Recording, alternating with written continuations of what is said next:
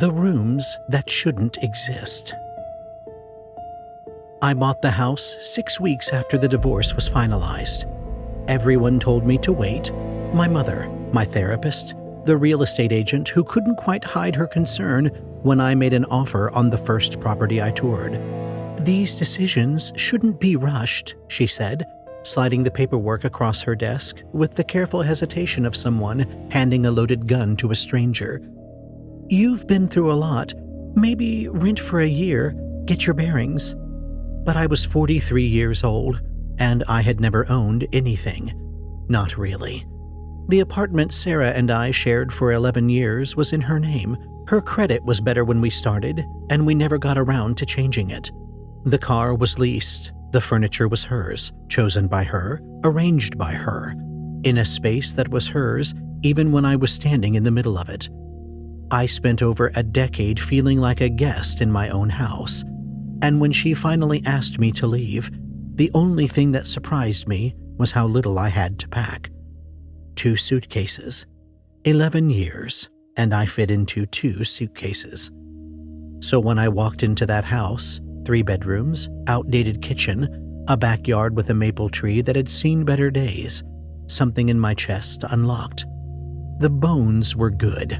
The windows let in light. The floors creaked in a way that sounded like settling, like welcome, like finally. I made an offer that afternoon, over asking, no contingencies. I needed it to be mine. The security system was my first project. I'd never been particularly handy, but there's something about owning a house that makes you want to understand how it works. I spent 3 weekends running cables, mounting cameras, programming sensors. The app let me map each room, assign names, set motion sensitivity. I walked through the space with my phone in hand, speaking words aloud like an incantation. Living room. The app chimed. Living room added. Kitchen. Kitchen added. Main bedroom, guest bedroom, bathroom. Each room claimed, named, made mine. By the time I finished, I had the whole house in my pocket. 8 zones, all green, all quiet, all safe.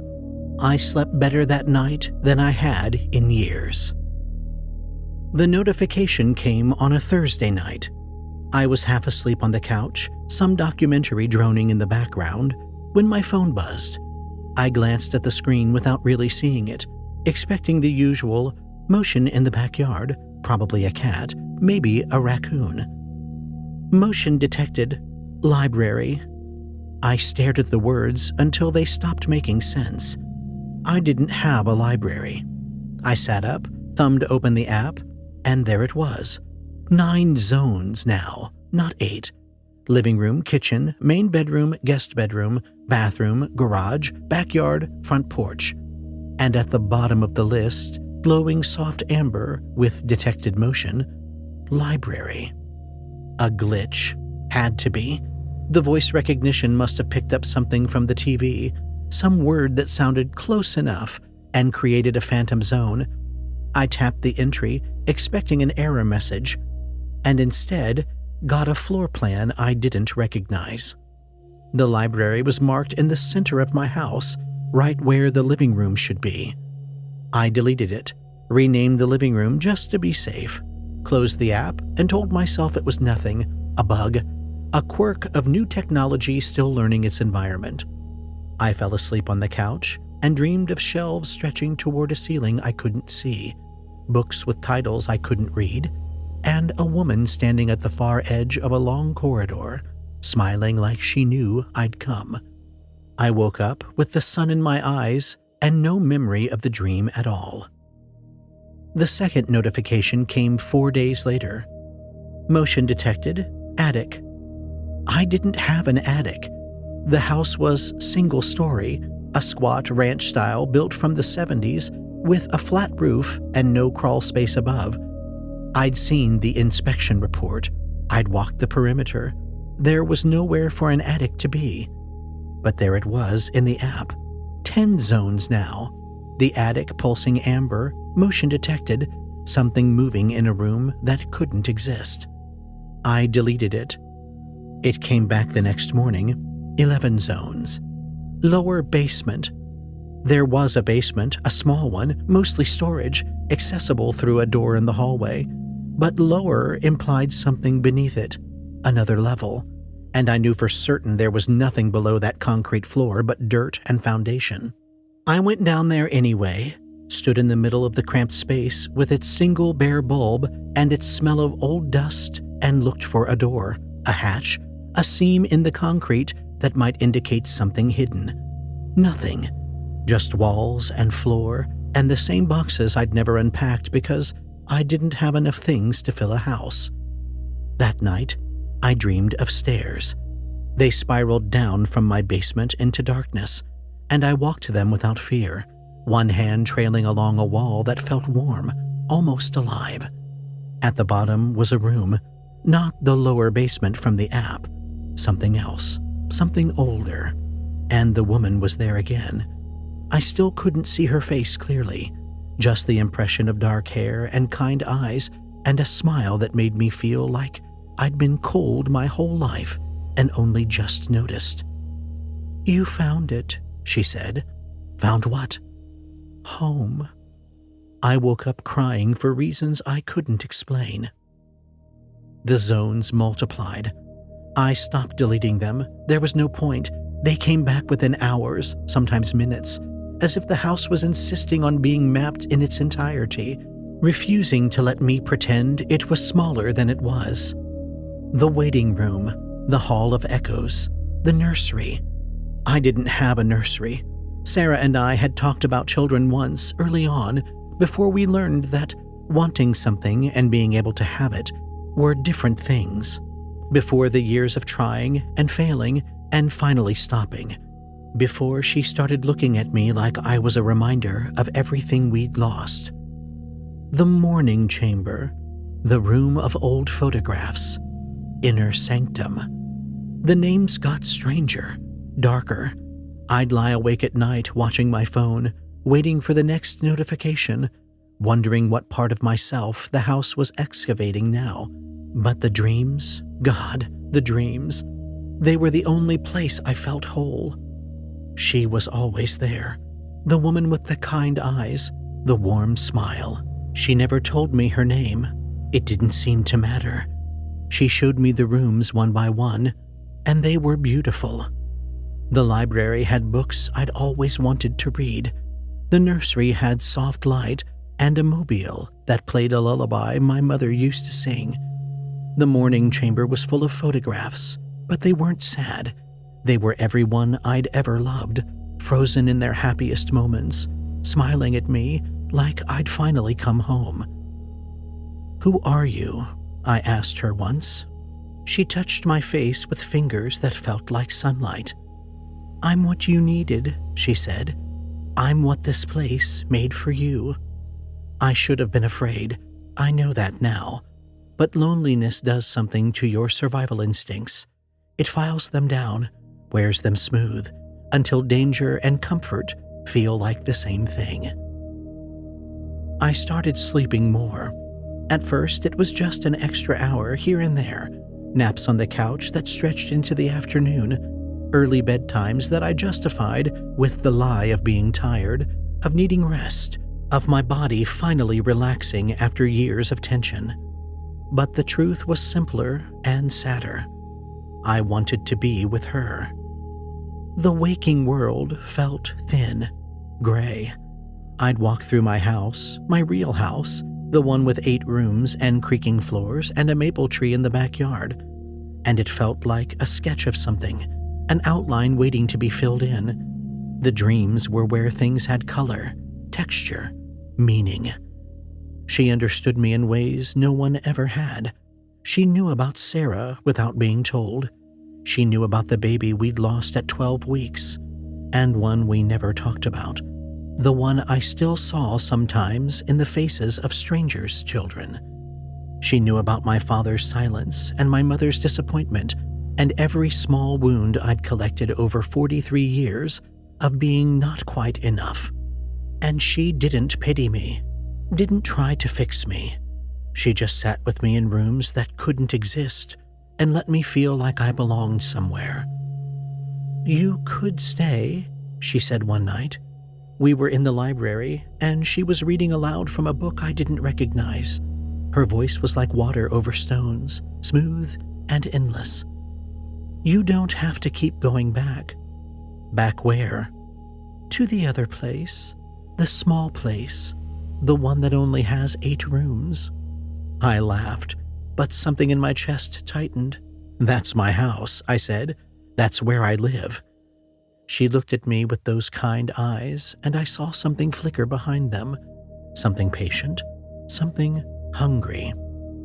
"Is it?" The last zone appeared on a Sunday. Motion detected, the final room.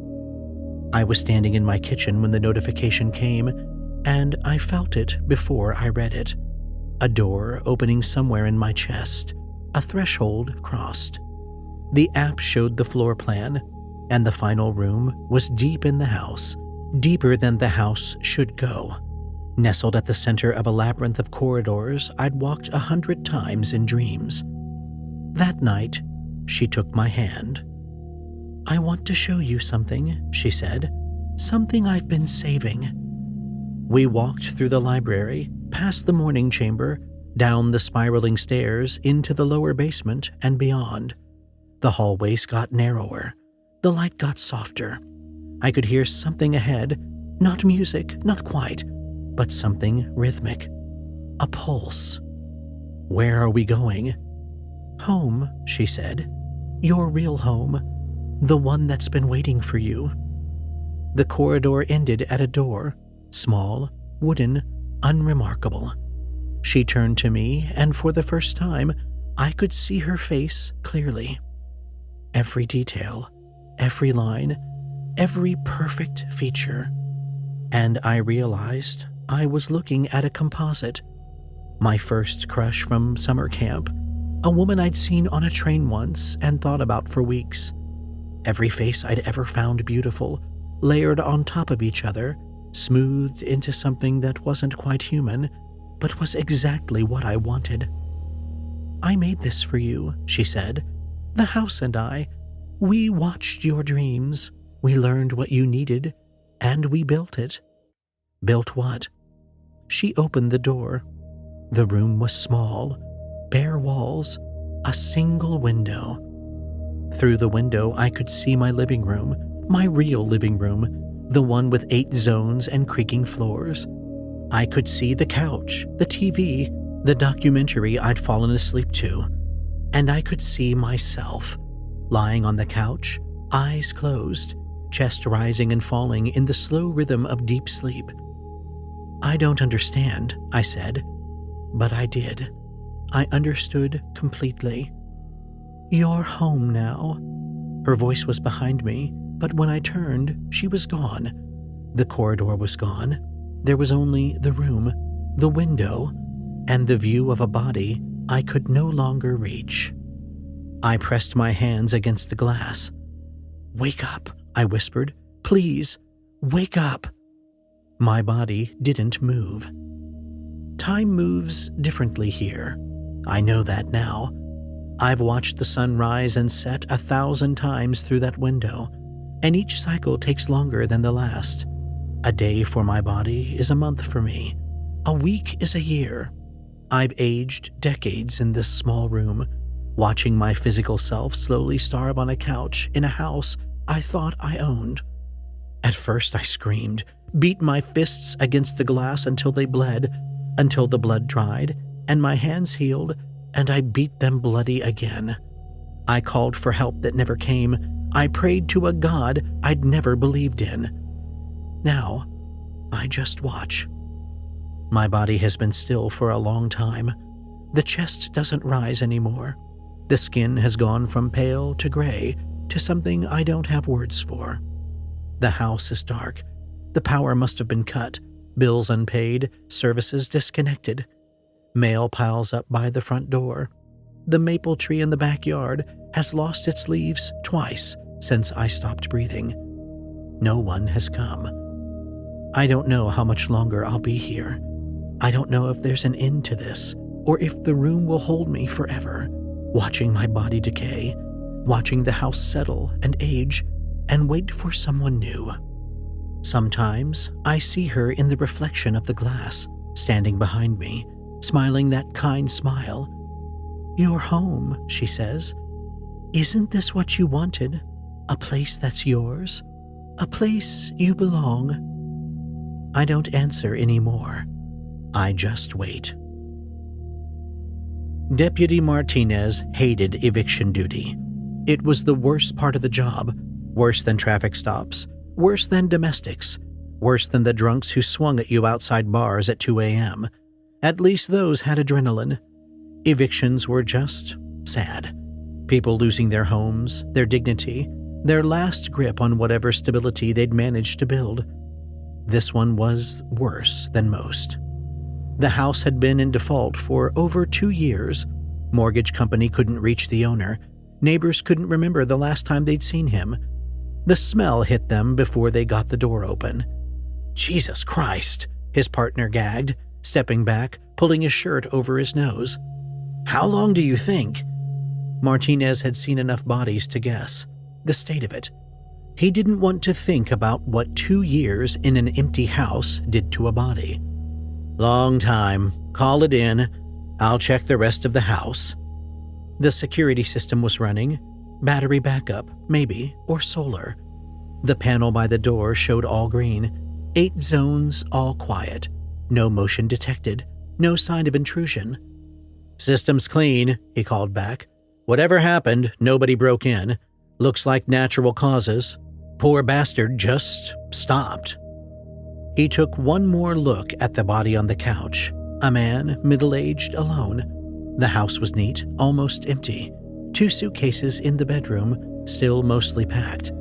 "Hell of a way to go," his partner said from the doorway. "All alone in a house like this?" Martinez nodded. He didn't know why, but he wanted to leave. Something about the place made his skin crawl. The way the shadows pooled in the corners, the way the walls seemed to lean inward, just slightly, like they were listening. "Let's get out of here," he said. "Let forensics handle the rest." They left the front door open for the coroner. The security system chimed softly as they walked away. Front door open, and then so quietly that no one heard it. New zone added. Library